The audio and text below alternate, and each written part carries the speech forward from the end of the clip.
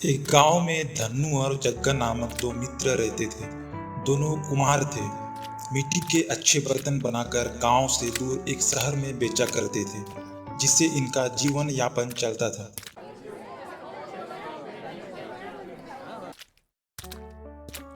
दोनों मित्र के पास बुद्धि कम थी, लेकिन मेहनत बड़ी लगन से करते थे।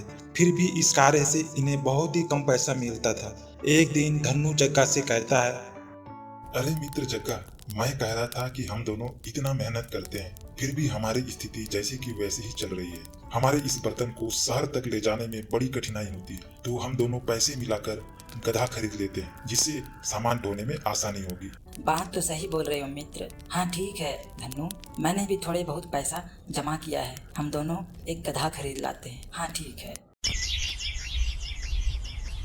और इस तरह गांव से दूर शहर जाकर दोनों अपने अपने जमा किए हुए पैसे को मिलाकर जैसे तैसे एक गधा खरीद लाते हैं। गधे को खरीदकर दोनों मित्र बहुत खुश थे, क्योंकि अब उन्हें गांव से शहर बर्तन अपने कंधे पर लाद कर नहीं ले जाना पड़ेगा।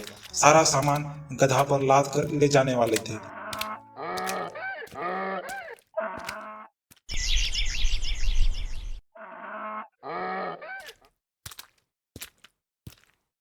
अगले दिन दोनों शहर बाजार जाने के लिए अपने अपने बर्तन का गट्ठा बांध रहे थे। यह गधा बहुत देर से देख रहा था और मन में सोचने लगता है,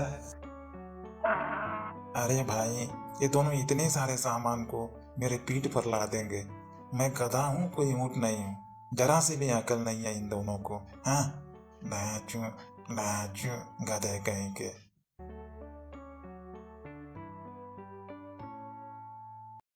सारा सामान तैयार करने के बाद वे दोनों गधा को लेकर आते हैं। अब इन दोनों में सामान को लेकर बहस होने लगी। इन दोनों का सामान काफी बड़ा था, क्योंकि गधे पर एक ही सामान को रखा जा सकता था।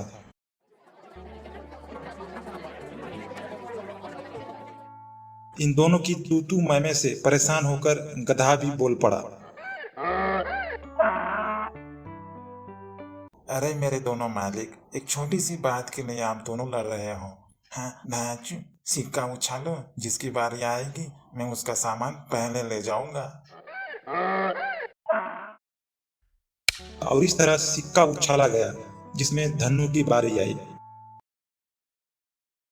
और इस तरह बाजार जाने के लिए गधा पर सामान पहले रखा गया।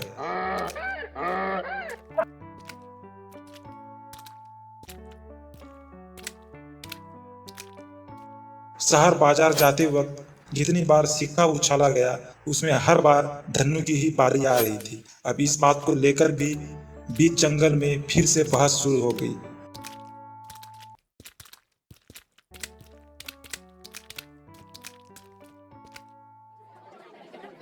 इन दोनों को फिर से झगड़ते देख गधा परेशान हो गया और गधा ने अपने चार पैरों का भरपूर इस्तेमाल करते हुए इन दोनों की अच्छे से कुटाई कर दी।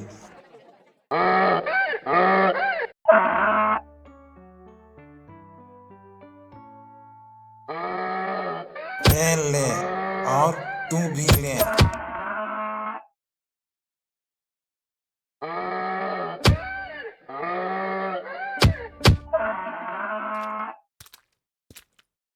गधा से मार खाने के बाद यह दोनों एक पेड़ के नीचे बैठे थे। गधा इन दोनों को घूर के देख रहा था। फिर गधा कुछ देर बाद इनके पास आकर कहता है, मेरे दोनों मालिक, पिटाई करने के बाद मुझे आप दोनों पर दया आ गई है लाचू, और साथ ही दो अच्छे विचार भी आए हैं। मैं सुनाता हूँ, सुनो।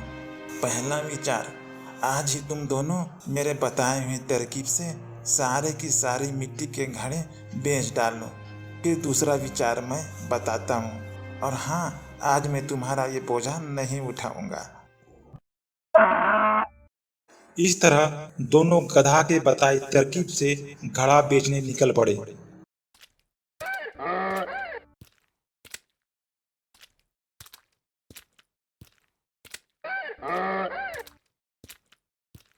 बाजार में गधा की बताई तरकीब से सारा का सारा घड़ा बेच डाला। जिससे आज इनकी बहुत अच्छी कमाई हो जाती है। अब गधा इनको दूसरा अच्छा विचार बताता है। इसके बाद तीनों एक गांव के बढ़ई के पास जाते हैं और एक छोटा सा गधा गाड़ी बनवा लेते हैं, जिसे देखकर गधा खुश हो जाता है।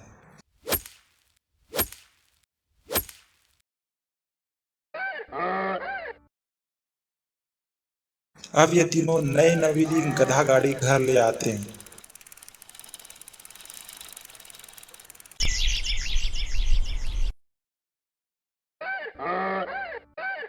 अगली बार जब भी बाजार जाने का दिन होता तो दोनों अपने घड़े को गधा गाड़ी से बाजार ले जाते, जिससे समय, धन और शक्ति की बचत हुई और इनको मेहनत की अच्छी कीमत भी मिलने लगी। और इस तरह एक गधे ने इनकी जीवन बदल दी।